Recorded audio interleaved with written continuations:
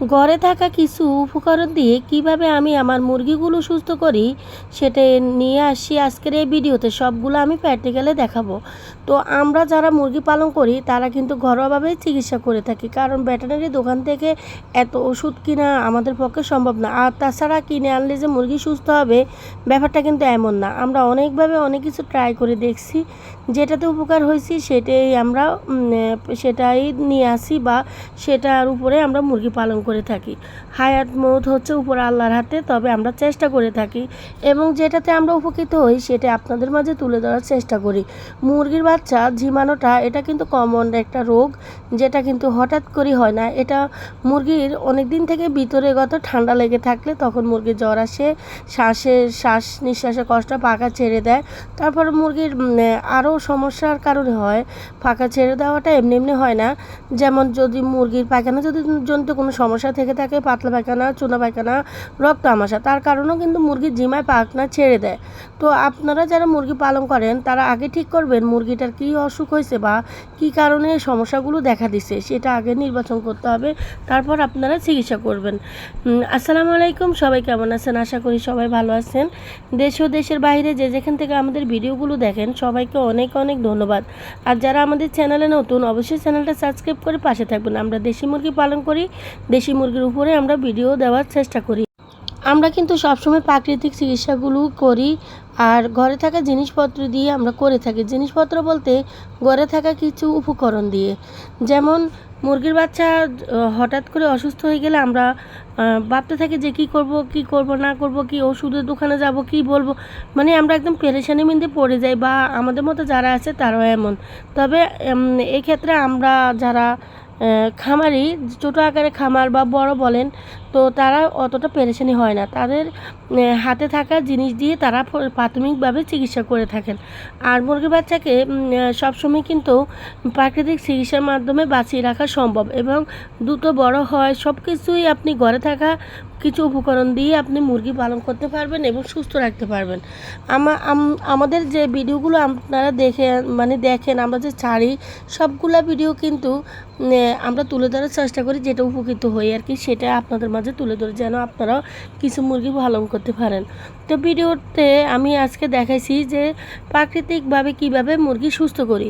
তো আপনারা যারা ভিডিওগুলো দেখছেন তারা সবাই একটা করে লাইক দিয়ে দিবেন, যেন আমাদের ভিডিওগুলো আপনাদের কাছে যায়। তো চলে যায় মূল কথায়। হচ্ছে একটা আদা, ঘরে থাকা একদম তাজা আদার টুকরা, আর এগুলো হচ্ছে রসুন, আর এটা হচ্ছে চিনি। তো চিনির জায়গায় আপনারা গুড় দিবেন। আমার কাছে গুড়টা ছিল না, সেই আখের গুড়টার বদল আমি চিনি দিয়েছি। তো চিনি আর এটা 1 চিমটি এখানে লবণ নিছি, আর একটা পেঁপে পাতা নিছি। তো আমি এখানে কয়েকটা রোগের চিকিৎসা করব, কারণ মুরগির বাচ্চাগুলোকে কয়েকটা রোগের চিকিৎসা করতে হয়। আর যখন বেশি অসুস্থতা দেখা দেয় তখন কিন্তু একটা রোগের জায়গায় থাকে না, বিভিন্ন রোগ তখন ছড়ায় যায়। আর আপনারা এইগুলা দিয়ে চিকিৎসা করবেন আল্লাহর 12 মাস, দেখবেন আপনাদের মুরগিগুলো সুস্থ থাকবে। হায়াত মত মালিক হচ্ছে আল্লাহ, তারপরে আমরা চেষ্টা করতে সমস্যা কোথায়। তো এগুলো আমি রসুনগুলো একটু চিলে নিয়েছি হালকা করে, আমি আমার মুরগি অনুযায়ী নিয়েছি। আপনাদের মুরগি যদি একটা হয়, আপনারা এখানে আদা, একটা রসুন, একটা কোষ, রসুনের একটা কোষকে অর্ধেক করবেন। এখানে অল্প 1 চিমটি লবণ, অল্প একটু গুড় বা চিনি এগুলো নেবেন। আমার মুরগি অনুযায়ী আমি এগুলাকে ব্লেন্ডার করে নিয়েছি, কারণ আমার অনেক মুরগির জন্য আমি নিয়েছি, যার কারণে আপনারা চাইলে আপনারা ফাটাতেও এটাকে বেটে নিতে পারেন, যেভাবে পারেন, বা ছেঁচনি দিয়েও থেতলে নিতে পারেন। তবে মুরগির বাচ্চার জন্য এইভাবে মিক্স করে নেওয়াটাই সবচেয়ে উত্তম, যেহেতু এগুলা বাচ্চা। তবে এটার সাথে আপনারা কুসুম পানি দিবেন। আমার যেহেতু অনেকগুলা মুরগি, যার কারণে আমি অনেকগুলা তৈরি করছি। আর আপনারা কুসুম পানি নেওয়াটাই সবচেয়ে উত্তম হবে, যেহেতু এগুলো ঠান্ডা।